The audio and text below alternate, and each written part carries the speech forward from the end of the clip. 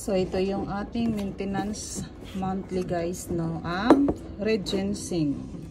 Ganyan pag open. Hindi ko itatapon tong box kasi lagyan ko siya ng aking mga golds. Charo. So, ito yan siya. All the kutsara. Ayan. Very mapait siya. So, every month kaming tatlo na nito kumakain. Para healthy ang ating life. So, ganyan ang pagbukas. So, ganyan siya. Ayan. Super sticky. Pure organic red ginseng. So, mamaya na tayo magkain. Kasi titingnan ko ang aking box. Maganda siya. Lagyan ko siya ng gold. Ito naman yung pag bumili ka, may ano talaga siya. May freebies. So, ito yung binigay ni Onni. Mga freebies. Oh. Ito yung dati namin. Ubos na siya.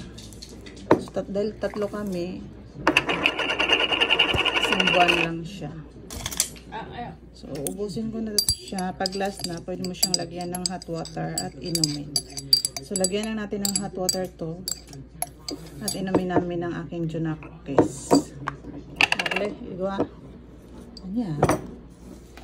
So, I like this one. Tingnan yun.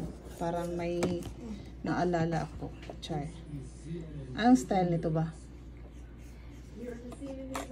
So, okay, bye.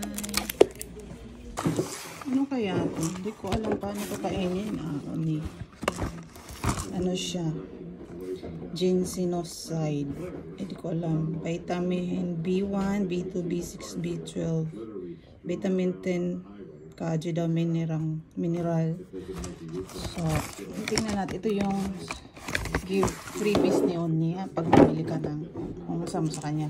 Lagi siyang may paganito. Or minsan mga candies. So, paano ba to? So, itry natin ang isa.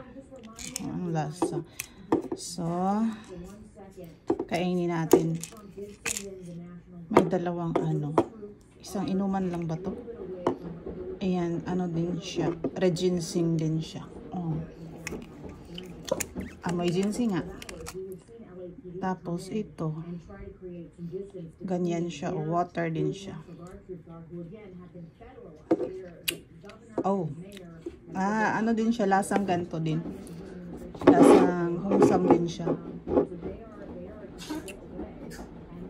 So, health is wealth kahit mahal.